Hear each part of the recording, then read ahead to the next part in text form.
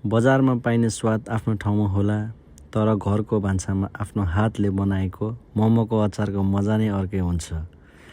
पिरोले जिब्रो पोल्छ, गोडबेडाको स्वादले मुख रसाउँछ, अनि प्लेट सकिँदा पनि मनले अलिकति अझै भए हुन्थ्यो भनेर खोजिरहन्छ। होइन भने हो भन साथी हो। यसै गरी सुरु गर्छु म बनाउनुलाई गोलभेडाको अचार। मैले चाहिँ सुक्या खोर्सानी, लसुन, प्याजलाई सुरुमा फ्राई गरेँ। एकछिन फ्राई हुन्जेलसम्म मैले यता गोलभेडा पनि काटिसकेर त्यसपछि लाएर माथिबाट हालेर एकचोटि दुईचोटि चलाइदिएँ।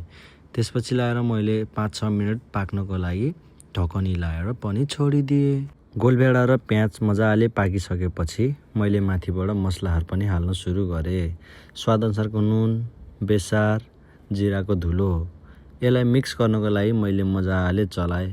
हेर्नुहोस् त साथीहरू, मेरो टमाटर पनि मजाले पाकिसक्यो। मैले चाहिँ प्याज र लसुनको पत्ता पनि काटेर रेडी गरेँ।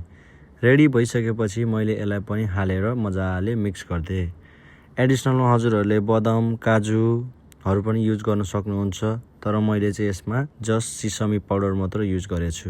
नेपालीमा चाहिँ यसलाई तिल भनिन्छ। हजुरहरूले चाहिँ यसलाई अचारसँग ब्लेन्ड गर्न सक्नुहुन्छ।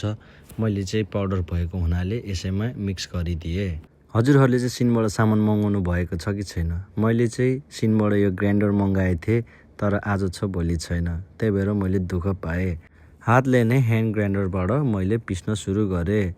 मिक्सरमा पिसेको जस्तो मसिनो त हुँदैन, तर के गर्नु साथीहरू, आज मेरो मिक्सर बिग्रेर बिजोग भयो। सबै पिसिसकेपछि लास्टमा अमिलो अनि त्यसपछि लाएर स्वादअनुसारको नुन पनि थप्नु होला। Thank you for watching my video.